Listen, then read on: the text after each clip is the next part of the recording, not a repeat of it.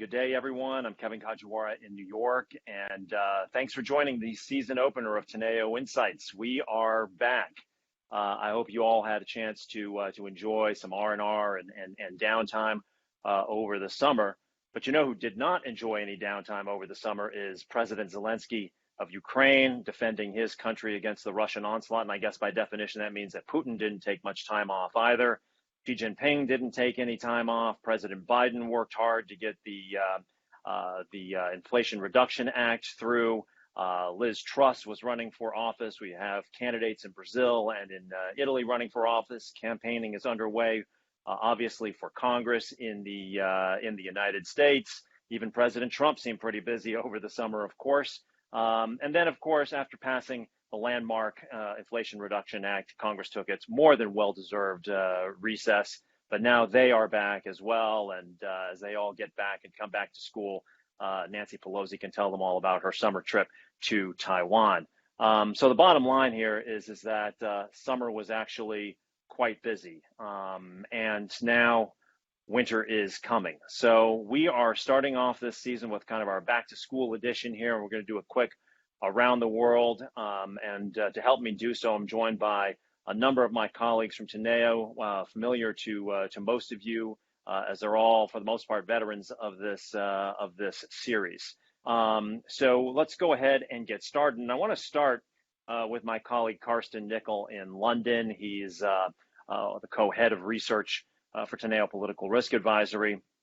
And I want to start with the news that has sort of dominated world headlines over the last week, and I'm talking, of course, about the death of Her Majesty Queen Elizabeth II.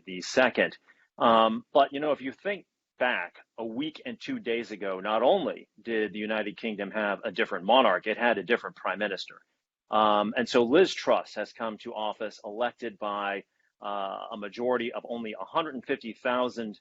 Tory party members, as opposed to the electorate as a whole. We knew coming into her premiership that her work was going to be cut out for her after she defeated Rishi Sunak. But I wonder, Karsten, you know, as this occurs at this moment of profound sort of historic change in the UK, it occurs to me that modern British history is sort of defined by the mythology and whatnot coming out of World War II, and the Queen sort of represents that the last connection to that era. But with the ongoing Brexit issues, particularly with, say, Northern Ireland, the renewed talk of the potential devolution of the entire United Kingdom and its 4 constituent nations. Tell us a little bit about, you know, what you see happening in the UK right now, and has the Queen's death and all of the ceremony and mourning around that, you know, has that derailed Liz Truss's sort of opening responsibilities here, or has it actually given her time to work behind the scenes while attention is diverted by the spectacle of Buckingham Palace and in Whitehall? Yeah, I think, Kevin, very, very good point there. I mean, obviously, you don't have to be living in the UK. You don't even need to be very interested in politics to be seeing that this is, of course, a crucial moment for the UK, right? As a nation, as well as for the UK political system, because perhaps something that we don't really focus enough on in all of the coverage is really the kind of constitutional dimension of the monarchy. And the question that the events of the last couple of days really throw up is obviously the future of the system of government, and we will only be able to answer that question over the coming months and years, perhaps, where this is going kind of on a more systematic level. I think in the short term, you know, if you go back to this very famous classification from the 19th century about how the British Constitution works by Walter Bagehot, who says there's the dignified element and there's the effective element of UK government. The dignified element, we all know, right? Late Queen Elizabeth for 70 years. And on the supposedly effective side, I guess you have to say, on the government side, obviously 15 prime ministers. If you take the time horizon of the last 6-7 years, I think what we can say is, with all the issues that you were already pointing to, is that British politics remains very much in flux. And the question of this party political realignment, whether it is across the constituent nations of the UK, whether it is within the different party families that are kind of like forced together by this very specific majoritarian electoral system, a problem that perhaps you can also see in the US every once in a while. How that plays out is, I think, that's a question that provides for a lot of uncertainty over the remaining months of this year. So there's, of course, the unprecedented cost of living crisis. Liz Truss stepping in with her announcement, of 150 billion pounds in spending that she wants to be effecting over the coming months to tackle that. And of course, all of that comes on the back of a Tory internal electoral campaign in which she promised to drastically reduce the tax burden. How do you get these two things together? How do you cater to a Tory base, a membership base that wants to see the state reduced, while catering to these red wall former working class seats that, whether you like it or not, effectively need greater spending on social services? How do you bring that together? How do you make sure that this doesn't blow up in political terms? I think the bottom line, the biggest risk that I would be looking at as of this stage, because it is so difficult to bring these different moving parts together, the biggest question to me is, how quickly will she perhaps surprise us and decide to go for an early election? And as London prepares for the funeral next week, there are going to be a number of world leaders, including President Biden, who are going to be going to London. My understanding is that bilaterals are being discouraged because of the sheer logistical challenges that are going to be in place. But nonetheless, Liz Truss during her campaign, notwithstanding the fact that she was the sitting foreign secretary of the United Kingdom, she made some, campaign-oriented, but nonetheless sort of eyebrow-raising comments about some of the UK's relations elsewhere, not least her questioning whether President Macron of France was friend or foe, as an example. But how do you see UK relations with the world writ large kind of evolving now? That we have gone from perhaps the very flamboyant Boris Johnson to a bit more boring and yet sort of untested Liz Truss? Yeah, but the underlying big question ever since 2015 roughly remains the same, right? What is Britain's place in the world now that it is removing itself from the European Union? I think one great constant thing that we've been seeing over the last couple of years is definitely this attempt from the UK side to really get even closer to the US. We've seen that, if you think of the Asia Pacific region, those joint defense deals that have been struck with Australia and New Zealand at France's expense. There is this sense of rivalry with the European Union. At the same time, I think when it comes to standing up to the Russian aggression in Ukraine, there has been this sense that the UK, even if it is only by leading by example, kind of still takes a leadership role when it comes to the great questions of security, defense, and geopolitics in Europe. So look, I think this idea of kind of keeping these tensions simmering, specifically with France, with the European Union at large, I don't think this will be going away. At the same time, if you look at these attempts to move closer to the US on the trade front, for instance, that will remain very difficult. Just if you look at the realities of domestic politics in the US, and if you look at the realities of domestic politics in the UK when it comes to a voter base across the country that effectively, I think, is still much more European when it comes to certain standards, product standards, agricultural standards, and whatever that voters wants to see. In the end, I think what you also see from the UK is definitely a tougher positioning vis-a-vis China. But again, with that, the UK is very much in line with what we're seeing with the US and, in fact, of the European Union. So I think the big challenge here for all of us will be to keep differentiating between rhetoric and the reality of the geopolitical positioning of the UK, which probably in the end is much more in line with the Western alliance than what it sometimes might seem.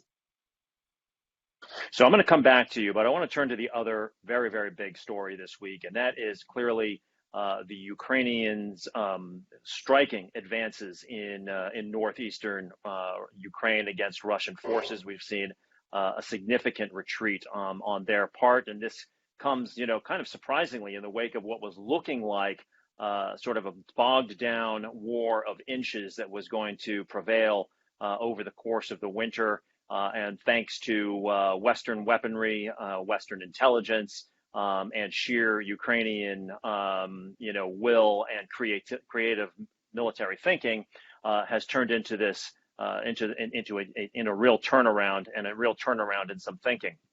So I want to turn to Andreas Torsa. He heads up our Central and Eastern European coverage, and he's calling in from Vilnius, Lithuania this morning. So, Andreas, give us a sense of what is happening on the ground now. I know you're not a military tactician, but what does the picture look like, and what does that mean as we head into winter? And what do you think is sort of achievable now on the Ukrainian part? Sure. So yes, I agree. The second part of the summer was characterized by a stalemate on the ground and essentially expectation of an upcoming Ukrainian counteroffensive. But now this counteroffensive in Kharkiv, I think it's very important. It holds significant implications for both sides, and I think it will shape significantly the further course of the conflict. From the Ukrainian side, prior to offensive, we knew that Ukrainians are very effective at defending from Russia. Now, we see that they've demonstrated both to the Ukrainian public and the international allies that they're able to successfully undertake complex, large-scale offensive operations, that they can defeat the Russian army on the battlefield, and that they are able to take large parts of the occupied territory. So I think this is very significant, and I think this solidifies the Kiev's objective, long-standing objective of liberating all territories that were occupied since 2014. You remember during the first months of the war, there were some question whether Ukraine can win this war, what victory really means in practical terms. Now I think it's clear that Kiev would not settle for anything less than recapturing all of the occupied territories. And I think this ambitious objective is overwhelmingly supported by the general population of Ukraine. For Russia, it's a different story. Besides the fact that it was a humiliating, demoralizing defeat for the army, I think this counteroffensive in Kharkiv really reflects the broader shift, showing that the military advantage is shifting in favor of Ukraine. Russia has failed to capture any new territories in the part of the summer. And there are manpower shortages as well as munition shortages were becoming increasingly evident. Meanwhile, Ukraine made a difficult shift to NATO standard weapons. They received long-range artillery. Now it's really translating into advantage on the battleground. So I think this is going to continue as we head into the winter. And just to be clear, it doesn't mean that Russia has lost all of its military potential. It cannot inflict significant damage or occupy new territories. I think it definitely can, but we have to acknowledge that the overall balance of power, the military balance, is shifting in favor of Ukraine. So I think, yeah. Yeah, I just want to interrupt you on that point. And so, we've increasingly hear from military specialists that the key issue on the Russian side is one of manpower. And then all of the collateral elements of that, from morale, et cetera. And clearly they have spent a lot of their more sophisticated weaponry, and we've seen news reports now that they're even buying munitions from North Korea of all places. But I guess it raises the question: if Ukraine is enjoying these types of successes on the battlefield and ongoing, that Putin has put himself into a bit of a corner, because while he has tried to prosecute this war on the cheap effectively, he has also tried to maintain a sort of life as normal-ish as possible in Russia. And a key component of that has been no general mobilization or call-up, which would sort of transform the reality of the special military operation into one of a war footing. But it increasingly seems to me that they will not be able to achieve any kind of military aims in Ukraine without getting more troops onto the battlefield. So, do you see any sign as yet that they may shift that footing to a more general call up, and what would be the cost? No, I don't see any signal at this point. But I think the question also relates, what options does Putin have at this point? I think no good options are, available to him at point. The media, it was fascinating to watch, the media reaction to this counteroffensive, first trying to ignore the news, then denying reports about the Ukrainian counteroffensive, and then stating basically the official line that the Russian retreat was planned in advance. I don't think anyone believes that. And this has triggered questions and even criticism about the conduct of this so-called special military operation. And the most visible group in this respect was, these right-wing nationalists who are calling, for complete destruction of Ukraine, declaration of war not only on Ukraine but also on NATO, the use of heavier weapons. And there are open calls in state-run media to target civilian infrastructure and things like that. But I think that this group,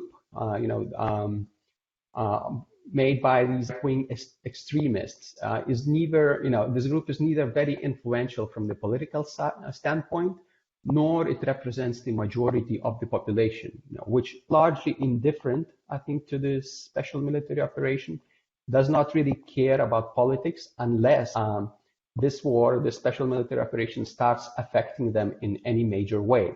And I think this mobilization be one major factor that would start affecting the lives of of regular Russians. And I think that's one of the key political reasons why Putin is so reluctant to announce mobilization. And that's besides, constraints on the military side that, they need a lot of equipment, a lot of training facilities, a lot of persons, who can lead such large numbers of newly drafted soldiers into the front lines. So all of this is lacking on the Russian side. So at this point, mobilization does, or full mobilization or large-scale mobilization doesn't seem to be an option. That is not to say that mobilization is not taking place. It's taking place, but it's sort of an undercover mobilization, forcing a lot of Russian citizens to participate in the war, offering financial rewards for that, and so on. A lot are of the view that Putin cannot afford to lose for his own personal standing in Russia, and so this retreat is evocative of what happened after their retreat from Kyiv in the early stages of the war, and concerns out there that a cornered Putin would take a very, very scorched earth approach at a point when he had nothing left to lose, in a sense, right? Either targeting civilians overtly, targeting civilian infrastructure, but of course also concerns around the use of nuclear weapons or the weaponization of the major nuclear power plants in Ukraine. How do you see that right now? That conversation has restarted again as he's again in retreat. Yes, so I think that will also come to this question: what options does Putin have? So besides mobilization, which doesn't seem feasible at this point, there could be sort of and we're already witnessing missile attacks on critical infrastructure across Ukraine. So in other words, using the scorched earth tactics, trying to disrupt supplies of water, electricity, I think importantly heating. And I think as we head into the winter, such attacks will only intensify. So that's one option, and they are all using that. Another option and another threat is, of course, the nuclear use. And I think it cannot be ruled out at this point, but I still don't think that I've arrived at a situation where the use of nuclear weapons would be seriously considered in the Kremlin at this point. But there are other risks. For example, they might indicate that simply they are willing to or able to use the nuclear weapons and maybe test them at some location in the Arctic or somewhere. There are, real concerns about incidents at Zaporizhia nuclear power plant, which remains under Russian control. There are three other nuclear power plants in Ukraine, which could be targeted as well. So a lot of risks there, but I think still have not approached that point. I think the risk would rise if Ukrainians, launched another successful counterattack, maybe entered Crimea or other parts that hold significance in, are very significant for the Kremlin. So I think at that point the risk would rise, but right now we're still not at that point. Despite the lunacy, perhaps, of the strategic leadership in Russia, on the economic front, there are some technocrats, not least of which is the central bank president, who know what they're doing. Not to mention the fact that the Russian population has become quite accustomed to dealing with economic crises, and of course, Russia continues to enjoy enormous hydrocarbon sales to much of the world. But have you been surprised at how well the Russian economy has actually performed during this war? And we've gotten we've been admonished by the likes of President Biden and President von der Leyen that it's going to take time for sanctions to actually have the desired effect on Russia. But nonetheless, the Russian economy has done better than many people had anticipated. Yes. I think I wasn't expecting the economy to collapse. I always thought that most of the sanctions are designed to hurt, Russia in the longer term, hurt its potential to develop in the longer term, develop strategic industries, military industry, create innovative new products, use innovative products in the military industry. So, looking at that, I think the expectation of immediate collapse of the Russian economy under weight of financial sanctions, where it's too ambitious on the one side, but another important point is that the Russian economy is extremely dependent on hydrocarbons, right? And sanctions on hydrocarbons are only, at this point, they are coming into effect. Sanctions on, for example, carbon or coal imports from Russia came into effect only in August. Sanctions, the EU embargo on oil imports are going to come into effect in December and February next year. So the challenges are coming, and we will definitely see much greater impact on the Russian economy in the longer term. And I think this is also outlined by the Russian central bank, which expects this year and next year Russia to remain in recession.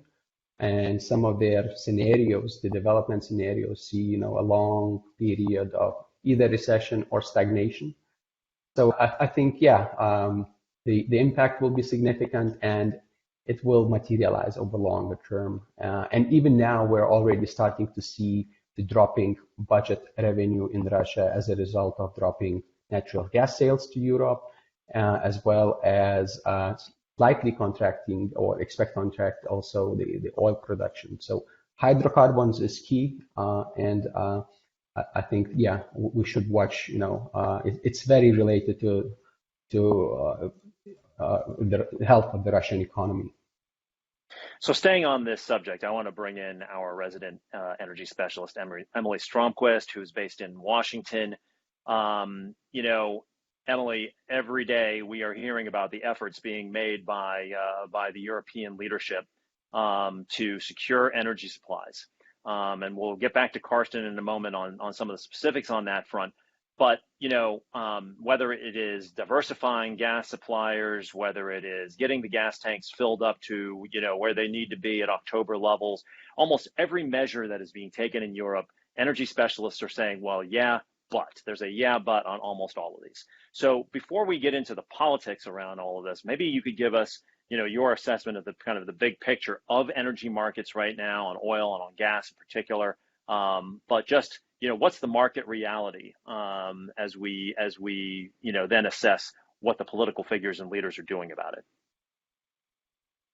Yeah, so I think there's a couple things going on. Look, I think on the gas market side, the Russia-Ukraine issues are very much determining what's happening in the market and where prices are going, among a few other factors. That's sort of one of the key determinants right now.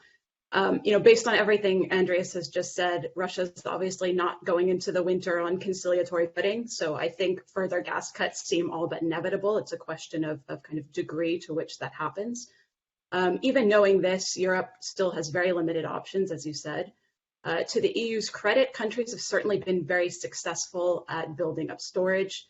The energy crisis package and discussion in the European Commission this week could, work to mitigate some of the immediate financial impacts that Carsten will touch on. But the bottom line is, look, there's no sufficient alternative gas sources for the time being for Europe. That's likely to be the case probably through at least 2025 when some new projects are expected to come online. But even then, I would caution that, there are increasingly economic headwinds that have raised alarm bells about possible LNG demand destruction. This would be starting in Asia. This could, in general, slow projects across the globe with considerable impacts. And that really hits Europe in terms of making key decisions about how much do we actually commit to investing into our LNG import infrastructure this winter and in the years ahead. So, I think the important thing on the Europe side is that estimates have pegged this energy crisis at about, at least $250 billion. Europe has had to strike a balance between introducing emergency measures on the one hand and making more structural changes. So right now they're really looking at a paradox. The emergency measures are risking artificially sustaining, higher levels of fossil fuel consumption. And this is where, the direction is not yet clear how Europe plans to sort of reconcile that. But obviously this is a significant factor that's weighing both on European markets right now, European economies, and on sort of global gas market dynamics. The other sort of issue of point, since you mentioned oil markets, obviously there's a lot going on from, various supply disruptions due to conflict, uncertainty in Libya, now some new and emerging issues in Iraq as well, and JCPOA, obviously, and the fact that many had sort of factored in that a deal was looking more likely, and now, there seems to be consensus that this has sort of hit yet another dead end. And so I think in this context, what we're looking at is kind of this mismatch as well between, what does OPEC Plus see as the sort of correct market balance and price right now, and what does sort of the US and other Western countries see as the correct balance. And this is not sort of at all, there's sort of no agreement and no consensus on what that should look like. So as sort of that other sort of picture is emerging on the market simultaneously, as we're looking at, a difficult winter for Europe, a difficult winter for other countries dealing with high fuel import prices. On top of that, we have a lot of uncertainty in oil markets. And, I think what this means is that, we're going to have to look at sort of various measures that are kind of tackling output. So we have OPEC cutting, trying to rebalance markets and keep prices higher. We have the US drawing down their SPR and creating a lot of additional uncertainty about, buying up ahead of the winter. And so this is, quite a bit of volatility that, I think adding on now also this G7 price cap that's been discussed, where, essentially you're removing some of the market's ability to set a fair price by determining what a cap would be on Russian oil exports. That's really, quite a messy picture going into this winter, not just for Europe, but for global markets. Some of in Europe have tried to put forward this narrative. So, for instance, a week or so ago, when the Nord Stream 1 pipeline was shut down, and essentially then, the Russians basically conceded that this was a political move, not a technical move, as they had tried to sell for a long time, but this was going to be off, for an indefinite period. And then gas prices fell, and this narrative was being put forward that all of these measures that Europe was taking, maybe, that Russia had essentially fired its last bullet on the energy front. What you're suggesting, though, is that really it is the potential for demand destruction because of economic distress globally that is having the bigger and more profound negative impact on prices than actually a successful diversification of supply. Yeah, I mean, I think certainly Europe is leading the charge on what we're seeing, particularly in global gas markets right now. The fact that there are not sort of sufficient viable alternatives to Russian gas. Russian behavior, as you've suggested, tends to, take the political over the sort of market decision. So, I think those cuts are certainly creating a lot of fear about how much more do they shut off deliveries completely to Europe. But on the flip side, and this is about sort of the bigger demand destruction equation, we're seeing a lot of Asian countries that aren't willing to compete with the sort of, any price will pay European strategy right now. And they're switching. They're looking at other options, even dirtier options. They're looking at coal. They're looking at sort of nuclear, obviously in Japan, about sort of increasing nuclear capacity, and any kind of sort of other alternative fuel and oil solutions as well. So I think given this and sort of what we're seeing is that increasing trend toward other fuels in Asia, those are the two key drivers that are really impacting things, and kind of that uncertainty about countries teetering on the brink of recession and sort of which ones might fall over the edge, and where are there actual solutions that we might see sort of demand increase again. That uncertainty is really creating chaos right now, both in oil and gas markets. And really quickly, because you alluded to the JCPOA a moment ago, just a reminder to everybody who is unfamiliar with the term, the JCPOA was the Iran nuclear deal that was struck by the Obama administration and other governments with Iran.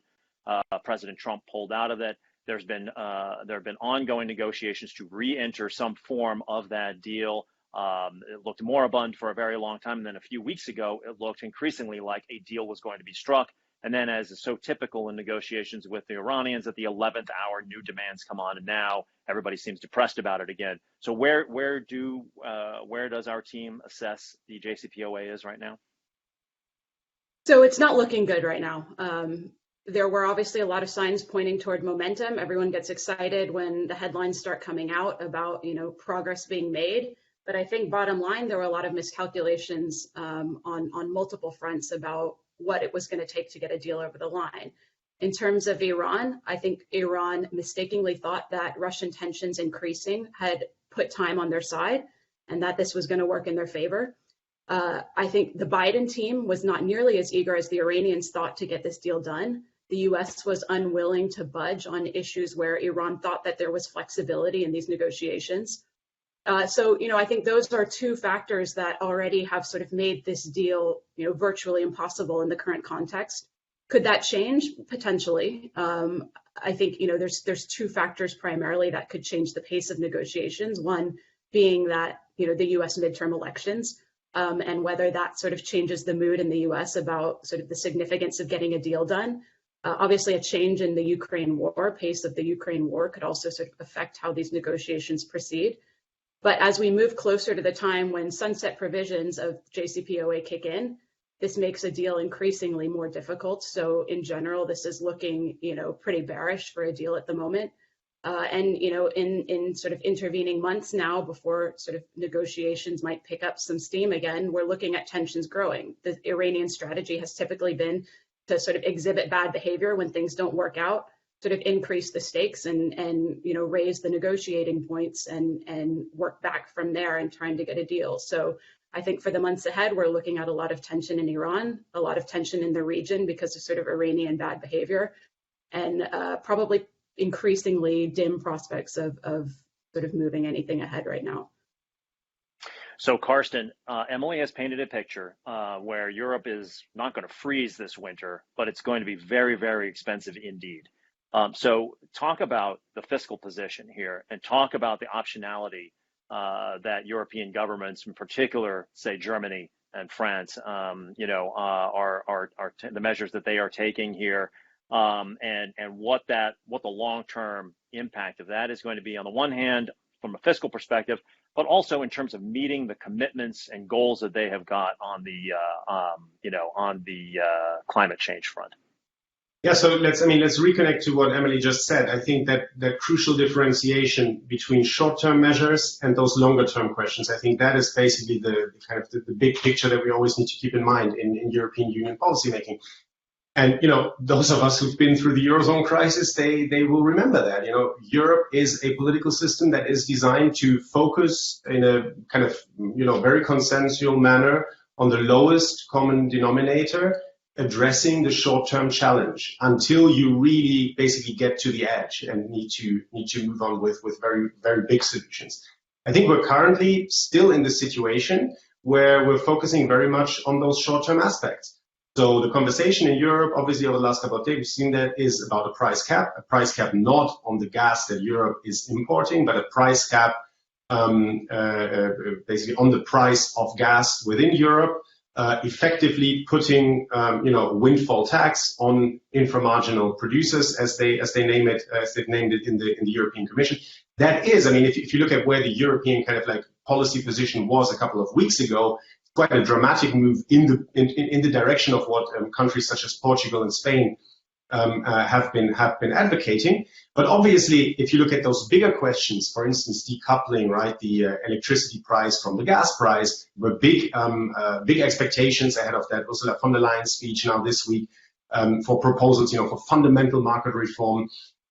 Frankly, we are not there. And you see the same story on the fiscal front. I think there is the agreement to move in the direction of these price caps in a coordinated manner on the European level, simply because this is a question ultimately of single energy market cohesion. But when it comes to financing that, it is about national governments clawing back that money with nationally imposed windfall taxes. And that is very different from the response that we have seen, for instance, in the coronavirus pandemic with this, recovery fund. If you've been alluding to that Franco-German tandem, which is always so important, keep in mind that on the German side, we're dealing with a government that is certainly, let's call it relatively progressive in political makeup, but that also has a fiscally conservative finance minister who is presiding over a party that is not faring so well in the polls. The canary in the coal mine, so to speak, right, for the European fiscal policy outlook is always where Germany is going in terms of fiscal policy at home. And regardless of what Germany has been doing in terms of its three support packages that have been passed since the outbreak of the war in Ukraine, the goal, for political reasons, very understandably, is still to return to the infamous debt brake, to return to a balanced budget next year. That gives you an indication of where we are in that conversation currently. And I think the situation would need to get much worse in the shorter term for us to see European policymakers to be willing to consider more far-reaching options, let's say. So I'm going to turn in a moment here to some of the big elections out there. But before we leave Europe, there's an Italian election, which I think is the last of the major European elections for a while. And it looks like there's going to be a significant shift to the right in Italy. But what's our view there, Carsten? Yeah, very simply put, I think the outcome of the election seems pretty clear. Giorgia Meloni is going to win this and is going to be the next prime minister. Everything that comes after that is a big question mark. Just keep in mind that her party received some 4% in the last election and is now polling somewhere around 25. So there's like a massive, uptick in support, which raises all sorts of questions. How sustainable is this from an organizational perspective? Who are these people who get elected into parliament, and so on and so forth? Point one. Point two, the Giorgia Meloni that we've seen over the last couple of weeks of campaigning has played this very smartly, kind of moderating her stance, moving to the center. It's a playbook that we've seen from other far-right populist leaders, if you think of Marine Le Pen in France, for instance. But is this going to be the prime minister that we're going to get afterwards? Or is this going to be somebody who returns to earlier, more outlandish demands, such as fixing the supremacy of Italian over European law and the Italian constitution, and so on and so forth? Big question mark. Third point, she will need a coalition. And she will be governing with an old friend of ours, if you like, Silvio Berlusconi and Matteo Salvini. They will have taken a beating in the election. So her success, to a degree, will have been the pain for Salvini and Berlusconi. At the same time, she will depend on them. I think everything that we've seen from these two politicians over the last couple of years, I think it's safe to say governing with them will be a massive headache for Meloni. So all of that poses major questions. Take the obviously worsening economic backdrop for all of Europe, specifically for Italy, on top of that. So I think Italian politics will keep us busy in the coming months for sure. Well, certainly for the majority of this audience, there's no election more closely being watched than the U.S. midterms, of course. So let's turn to our old friend and head of our Washington operations, Orson Porter. So OP, it's September 15th, so 53 days before the midterm elections. You've updated us throughout the year on your views on how the Senate and House are likely to break. But as of today, where do you stand? What are you looking at? And also, beyond Congress, as you look out into the states and the state houses and state legislatures, what are you seeing out there? What's the call at the moment? Well, first of all, thanks for having me on. Hope everyone had a wonderful summer. But as you started the conversation, the summer mattered. And a lot has changed in American politics over the summer.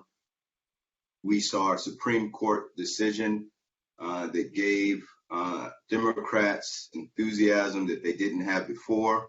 We also seen that decision become a fundraising boom of sorts for a lot of candidates who may not have been able to receive those donations.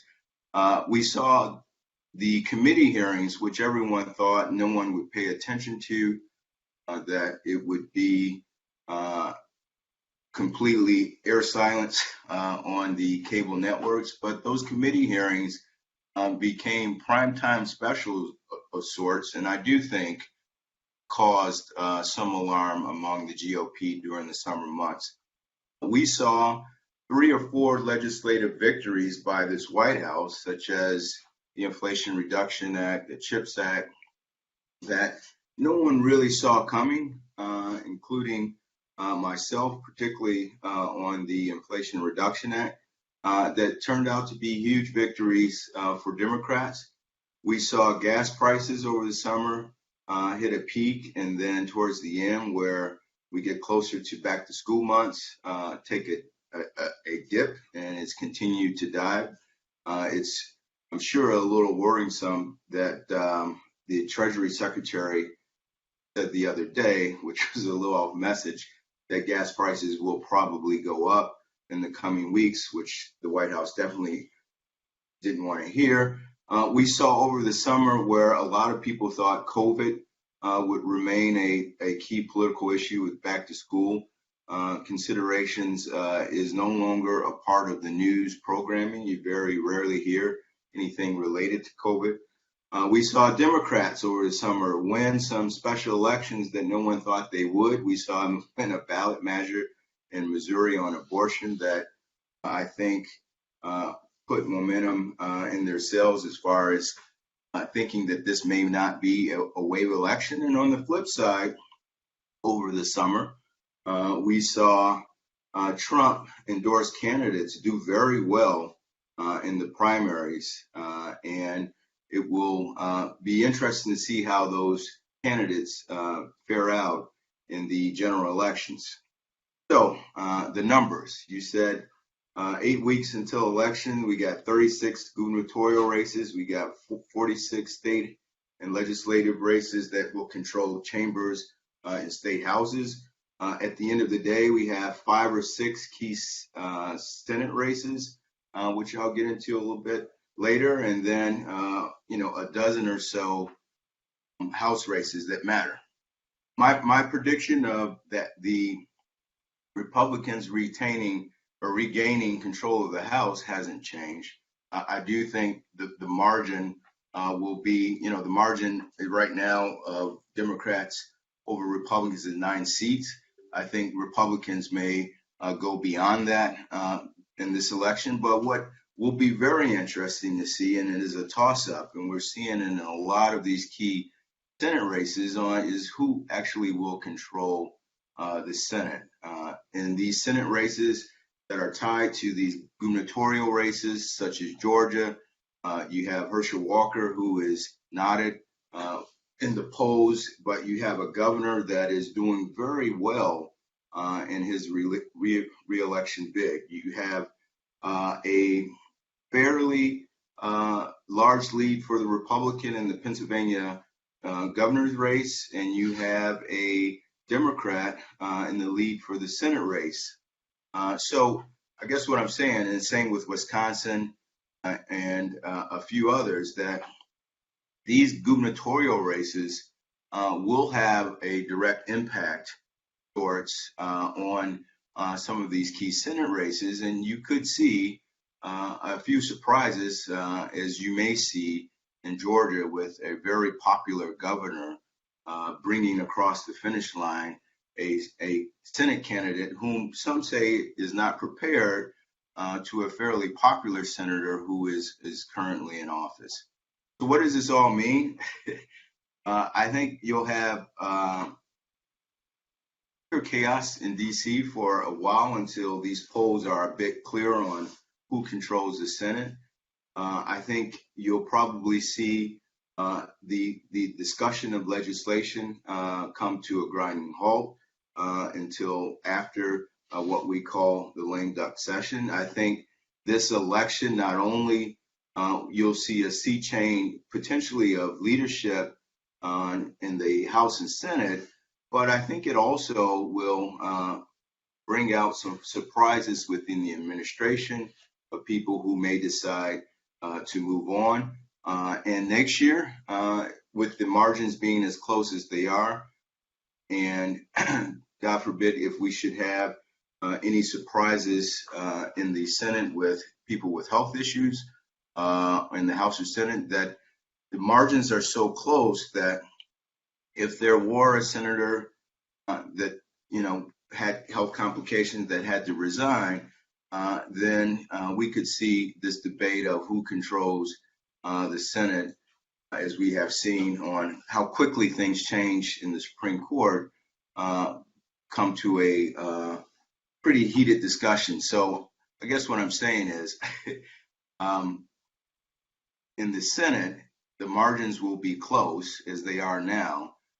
In the House, there may be a buffer, but because the margins are so close, and because the Senate, with the average age of probably over 70, on any given moment, things could change in DC. Just a quick fact point, when Trump passed the famous tax cut bill, he lost 40 seats. When my old boss, Bill Clinton, again passed NAFTA, and during his first term, probably his largest legislative victory, he lost 60 seats. So history is probably never fooled in DC, and it's very probable that the Democrats will lose a large majority of House seats. But these Senate races, because of the gubernatorial races, and because of some of the things I rattled off in the beginning, I think are going to be much closer than anyone anticipated. So you talked about, and you sort of alluded to this, but there's been a fairly dramatic rise in President Biden's approval numbers of late. You've attributed some of that and to Democratic momentum overall to the Supreme Court decision on Roe v. Wade, and say the energizing of the Kansas vote, the January 6th hearings, and Donald Trump's other legal troubles, landmark legislation with the Inflation Reduction Act. However, looming out there, of course, I think after there was some perhaps unwarranted victory laps being taken, that inflation had topped out as we started to see gas prices come down and home prices come down. But the reality of it is that core CPI number last week was about as bad a one as any of us have ever seen in our professional careers. And therefore, inflation continues to loom out there. The Fed remains behind the curve. This also goes for other central bank leaders. But this issue of rising rates, the impact that will ultimately have on employment and on markets is out there. So how are they seeing that, and how are they fitting that into the narrative at the White House now? I mean, it's a tricky dance. You have the president who is traveling to all of the key Senate races that I mentioned and spoke yesterday directly to your question at the auto show, which I would guess that our audience and even guests on the show probably didn't hear or get anything out of that other than probably the other side that the rail strike was resolved, which is great. But there ain't a whole lot of people giving the president credit for doing anything on this issue. So I think they're finding other things to talk about. And you'll hear over the next 48 hours a whole lot of patting themselves on the back for avoiding the strike, which could have a huge effect on the economy. You'll hear a whole lot of talk about should the gas prices go down, about why that is the case and what they were able to do. So to answer your question, I think the less they talk about it, the better off they are. And to their credit, in their arsenal, they have a whole lot of other stuff to get after.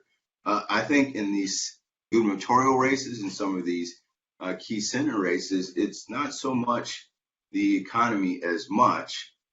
It's other big issues like crime.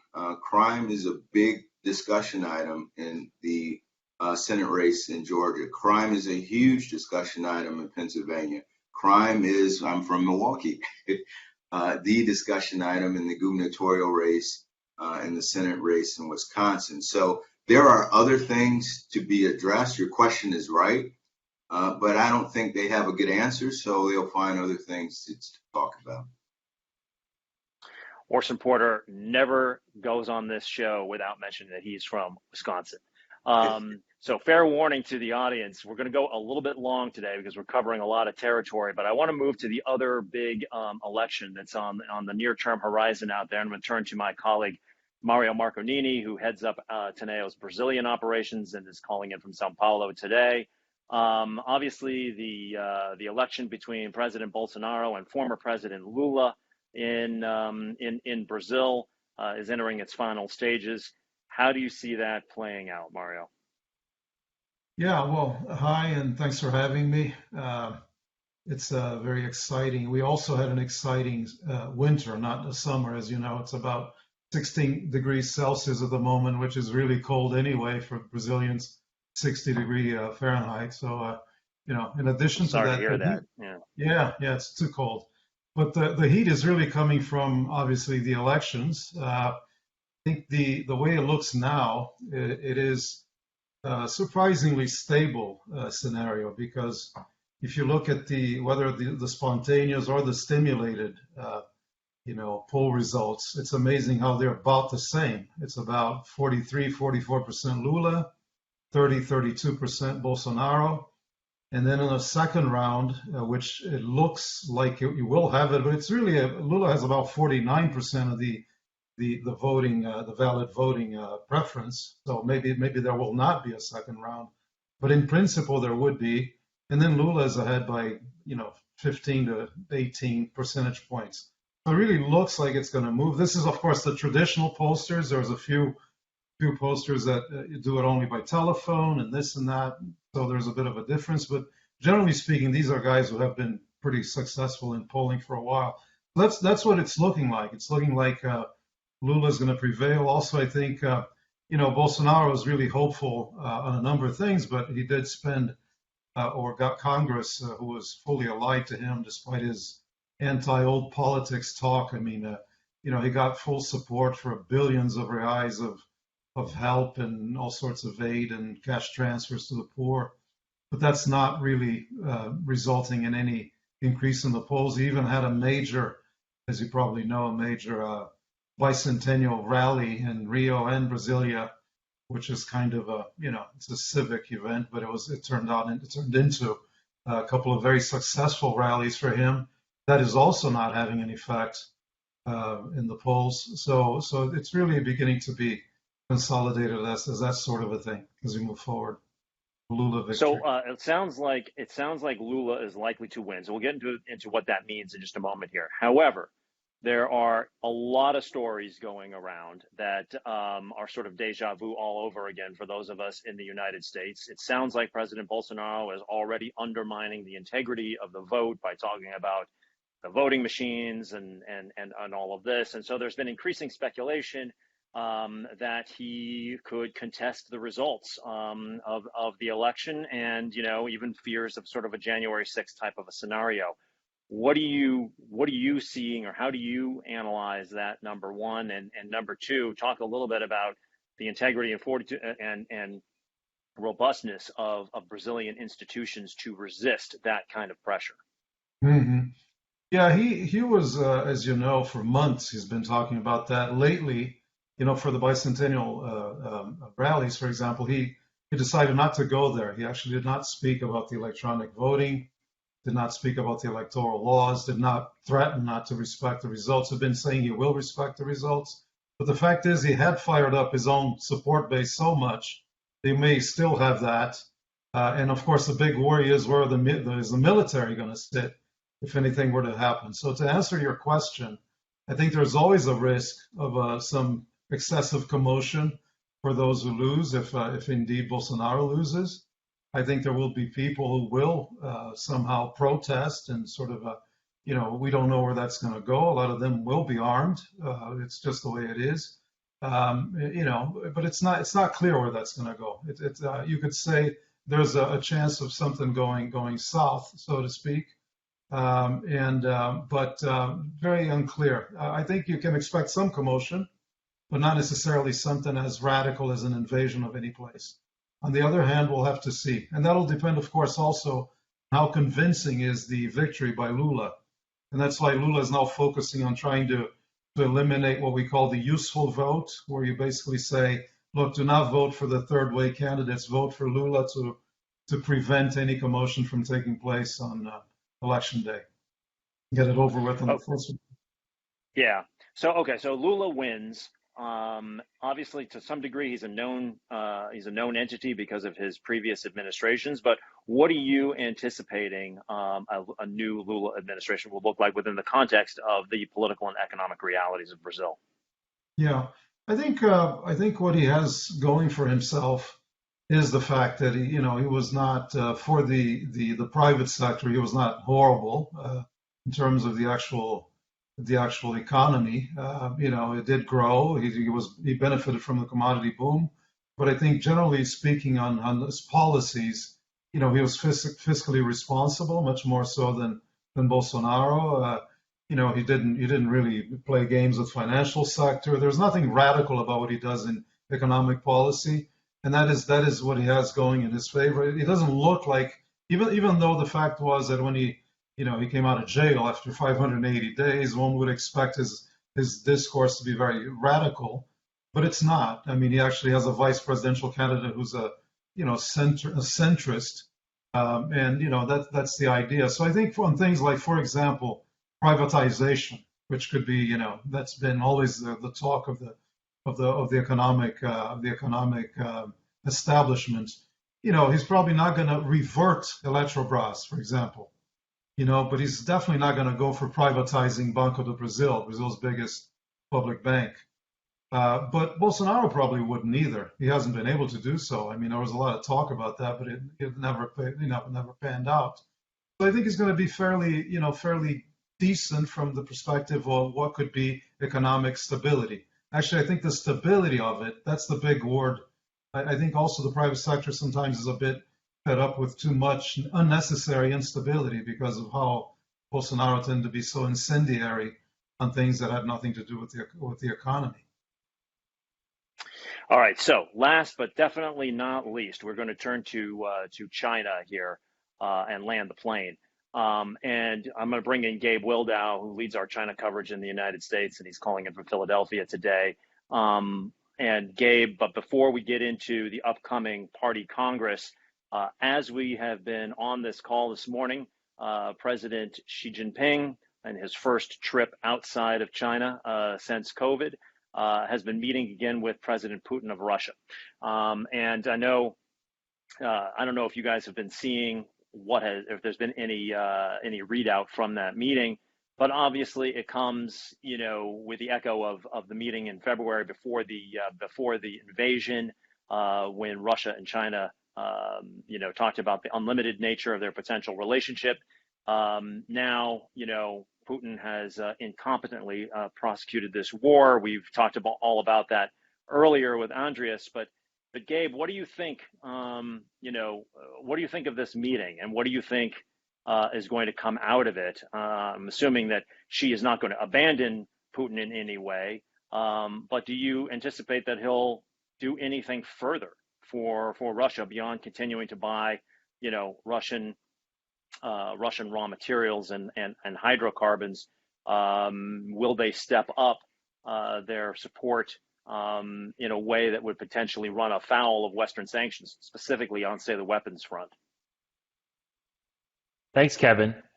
What I expect from Xi in this meeting with Putin is a continuation of the straddle.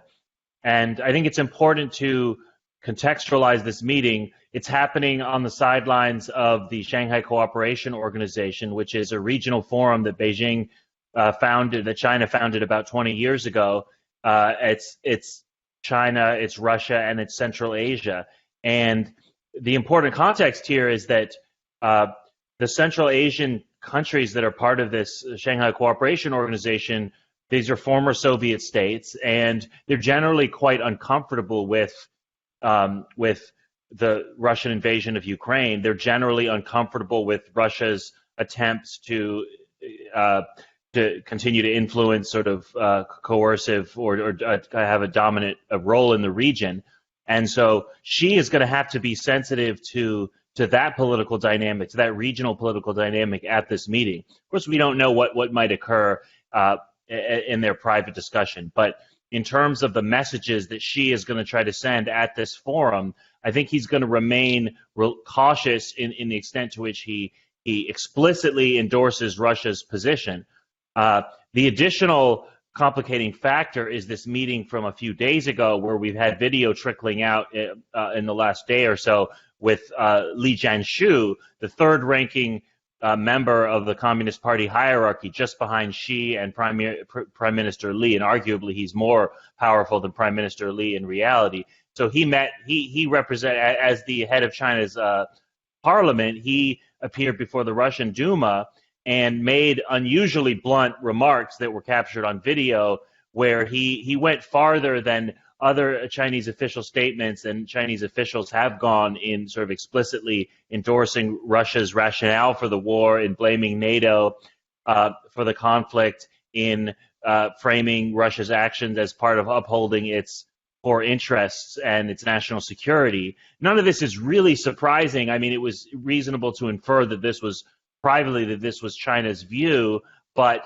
as I say, there hadn't been such an explicit endorsement. He also said, Li Jianshu, in this meeting with the Russian parliament, that China had provided different kinds of support for Russia. So I don't think we're going to see. I think that represents Li going off script. It's a bit of an embarrassment for Beijing, and so I don't think that Xi is going to repeat that kind of messaging coming out of the meeting with Putin this week. And in general, I think what we're seeing is at a strategic level, China still values the partnership with Russia as a way to counterbalance against Washington, but they don't want to be seen providing tactical support for the Russian war effort, and they don't want to risk the secondary sanctions that the U.S. and its allies have threatened against China, should it be seen to be providing that kind of support, to be violating Western sanctions, to be providing military aid and whatnot. So I think both because of the regional politics and the concern about the sanctions impact of directly supporting Russia, I think we're going to see this straddle continue. Okay, so the next big event is the 20th Party Congress next month. Earlier in reflecting how much Xi had changed domestic politics in China, it looked like this was going to be a pro forma rubber stamping of his, taking this unprecedented third term and possibly setting himself up for a leadership for life in China. But in recent weeks, there has been a little bit of noise on the margins of all of this because of the economic slowdown, because of the privations and difficulties coming from the zero COVID policy, which looks more and more misguided every day. So there was a suggestion that things could be a little tougher for Xi. Give us your sense of what you're now expecting coming out of the party Congress, and what our audience should be looking for, and what real China watchers like you are going to be looking for in that in those meetings. Right. Well, I may have somewhat of a disappointing answer here, because I think the most likely outcome from the party Congress is going to be a very ambiguous outcome. So I still expect Xi to win a third term as party general secretary, the key job. Of course, if he weren't to secure that third term, that would be a dramatic earthquake in Chinese politics. And there were some unsourced rumors going around in overseas Chinese media to the effect that Xi might not win that third term and that Premier Li might replace him. I don't credit those rumors. It's not impossible, but I find that highly unlikely. The other sort of semi-earthquake outcome that could emerge from the Congress, and again, this isn't my base case. I think it's pretty unlikely, but somewhat more likely than Xi being ousted or that Xi, being forced into retirement, would be a scenario where a clear successor emerges based on age. If there is a senior politician elevated to the Politburo Standing Committee that will be young enough in 2027 that he could remain on the Standing Committee and then be a successor to Xi, that would be also quite impactful. That would be essentially render Xi a kind of a lame duck. So he would be able to serve another 5 term, but his successor would already be in place or assumed to be in place, and that would weaken Xi. But I don't expect that outcome either. The other two scenarios are going to be more ambiguous in terms of distinguishing between them. The third scenario is one in which Xi secures the third term, in which there's no clear successor, still leaving open the possibility that he could yet serve a fourth or indefinite fourth and fifth terms, but that the other members of the Politburo and the Politburo Standing Committee are not clearly Xi allies, so that we see a kind of a return of the collective leadership that we saw under Hu Jintao, where Xi remains in the top job, but he's not able to steamroll all his opposition. He's not able to implement controversial policies where he perhaps faces more pressure to exit quickly from zero COVID after the party Congress or after the parliament session in March next year, where he's more constrained in his ability to pursue the sort of statist economic agenda that he's associated with. So that's the third scenario. The fourth scenario is one in which he is able to install his loyalists in the key positions on the Politburo, on the Politburo Standing Committee, and on the Central Committee. It's going to be difficult to distinguish between the third and fourth scenarios, because it may be unclear which, from the biographies of the Central Committee and the Politburo Standing Committee members, exactly which of them are clearly Xi allies. And so I think a lot of us are going to be left to kind of do careful study and to try to read the tea leaves about just how well Xi succeeded coming out of that Congress in sort of further consolidating his power, or the extent to which some rival factions have been able to impose some degree of constraint on him. So we've talked on this program extensively about U.S.-China relations and the Taiwan situation, and we will do so going forward. But I do have one final question, and maybe bring Orson back into this as well. Yesterday, the Senate Foreign Relations Committee overwhelmingly passed the Taiwan Policy Act 17-5, thus sending it to the full Senate. This would be the biggest legislative move, would it not, on Taiwan since the Taiwan Relations Act. And includes, amongst other things, U.S. financing for weapons exports to Taiwan. China seems to be pushing back on this greatly as an abandonment of the one China policy, which is stated U.S. policy. And I guess Orson, question for you is: what are the prospects of this in the Senate now, both timing wise and for the vote, because the White House has pushed back on it as well.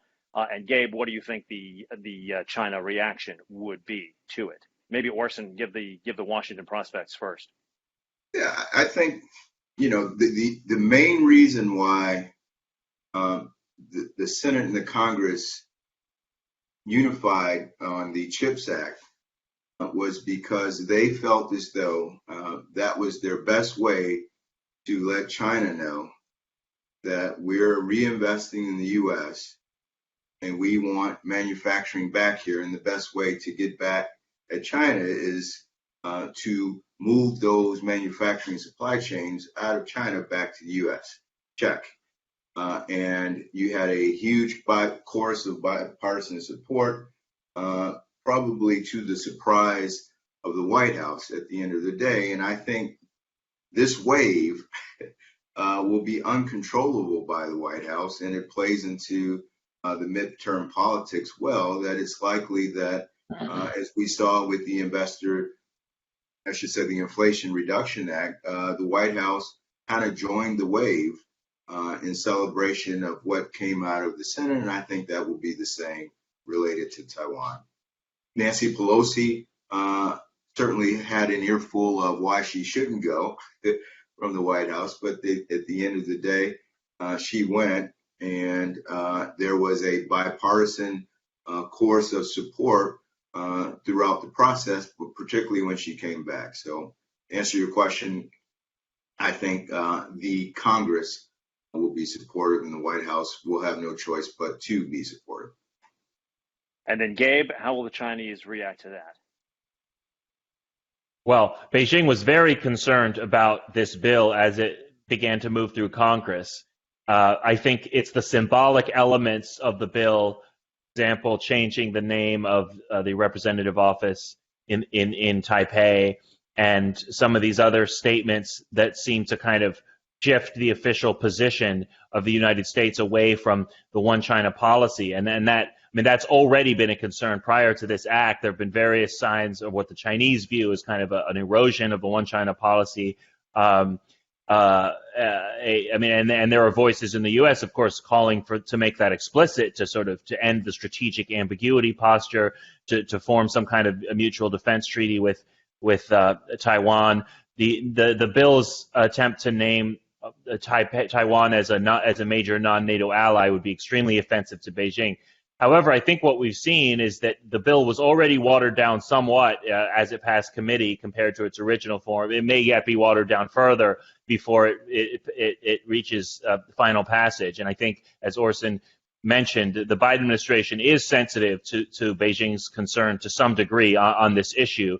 Certainly on a symbolic, they don't really favor symbolic actions that would serve no real purpose in terms of supporting Taiwan other than just infuriating Beijing. So I think when the bill finally passes, Beijing's reaction may be more muted based on some of the maneuvering that the Biden White House is able to achieve in terms of further watering it down. But the concern is that this does just reinforce the medium-term trend, which is what looks to Beijing like an abandonment or a slow kind of fade away from the one China policy. Well, great. Well, we have done a very sort of surface view of some of the goings on around the world. We will cover more of these events in greater depth around the events themselves, including the Party Congress, including the midterms, including COP27, which we didn't even cover today, in the weeks to come. So for now, though, I'd like to thank my colleagues, Karsten Nickel, Emily Stromquist, Orson Porter, Andreas Tursa, Mario Marcanini, and Gabe Wildow for joining today, and thank all of you for joining us as well. We will be back in 2 weeks' time for the next edition of Teneo Insights, and until then, I'm Kevin Kajiwara in New York. Have a great day.